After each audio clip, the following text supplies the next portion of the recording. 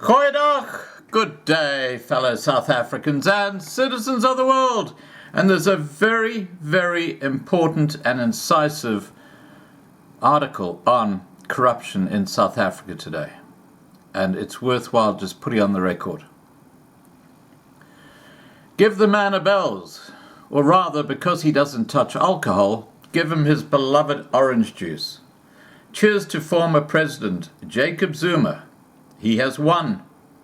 Zuma and his many supporters in the ANC leadership and elsewhere have won the battle he has waged for more than 15 years to make corruption unpunishable in South Africa. In fact, they won two great victories. The first victory has been to render the institutions that are supposed to bring the corrupt to justice totally useless.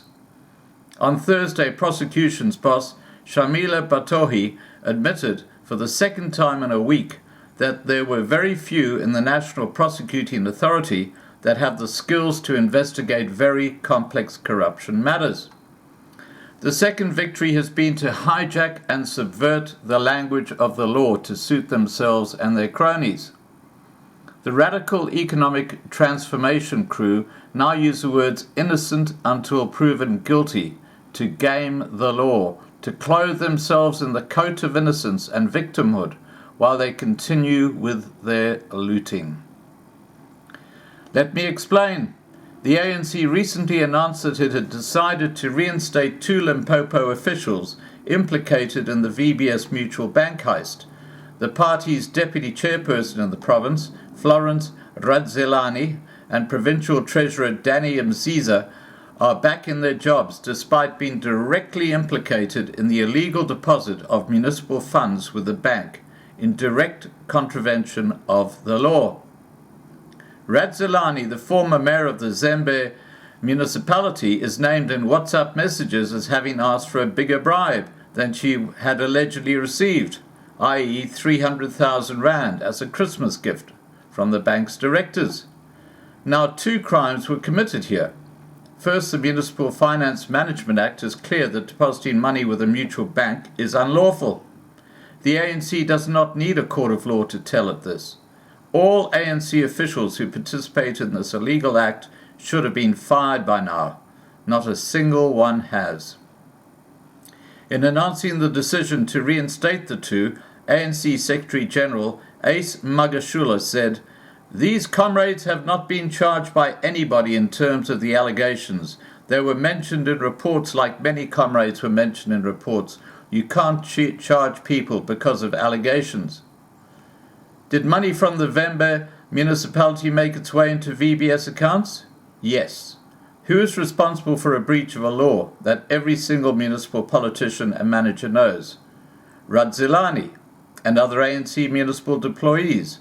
You don't have to wait for the courts to reach this conclusion. What happened to lawful and ethical conduct? The crime is not confined to Vembe, Radzelani and Mziza. It is national. According to the Hawks, 20 municipalities deposited nearly 3.5 billion rand with VBS. It's all gone down the drain. One would think the ANC would be outraged at this. Instead, it is using conveniently the innocent until proven guilty card. The card has worked for Zuma. He has used it consistently since 2003. Despite losing numerous times, he is still trying every legal tactic in the book to not face a judge. This is not his main gambit, though. Zuma knows that no one can prove him guilty. The reason for that is simple. There is no institution to investigate the cases against him properly and take them through an arduous court process. He broke these institutions. Remember that it was the ANC that came back from the Zuma victory in Polokwane in December 2007 and immediately disbanded the Scorpions in one of the swiftest actions the party has ever taken. In just 3 months, the ANC's parliamentarians had succeeded in destroying the crime-fighting unit. That is why last week Batohi said, "We are now short in trying to rebuild this country. If we don't address these serious capacity issues in key agencies like the DPCI or Directorate for Priority Crime Investigation, better known as the Hawks, we are not going to win this battle. Breaking the institutions was the first step. The second step was to then hijack the concepts of legality to pull the wool over citizens' eyes.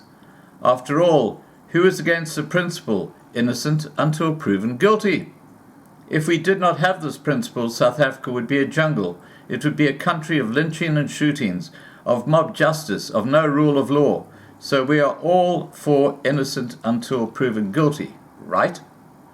But what does it mean when there is no chance ever of proving any connected person's guilt? Those who are accused then sit and enjoy their loot while the cases against them disappear and die while they shout that they are innocent until proven guilty. It's neat. It's clever. The point was exquisitely made by the constitutional law scholar Professor Pierre de Vos back in 2006 when he wrote, "I have long thought that the use of the innocent until proven guilty argument is a complete perversion of the Constitution. On one level, yes, Mr. Zuma has not been convicted of any crime and he is thus not a criminal. Mr. Zuma is innocent until proven guilty, and this means he cannot be put in jail.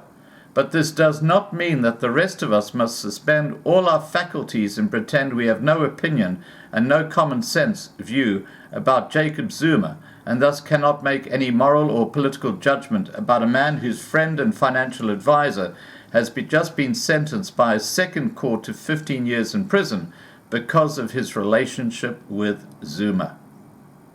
That is really a perversion of the notion of innocent until proven guilty, trying to export the principle, now becoming a slogan, from the legal arena, where it is a fundamentally important principle, into the political and ethical arena. Zuma has won, and the ANC he has so effectively hijacked now illustrates, with the decision on the Limpopo officials and others, that it knows he has won. Not even the ANC's current president can stop the party's runaway corruption. Well, he wouldn't want to, would he? Because, let's face it, hippo-eyes Ramaphosa is part of the problem. Alright guys, please remember to subscribe to be kept informed. Ring the bell for the updates. Please like this video, please share this video, and above all, please stay safe.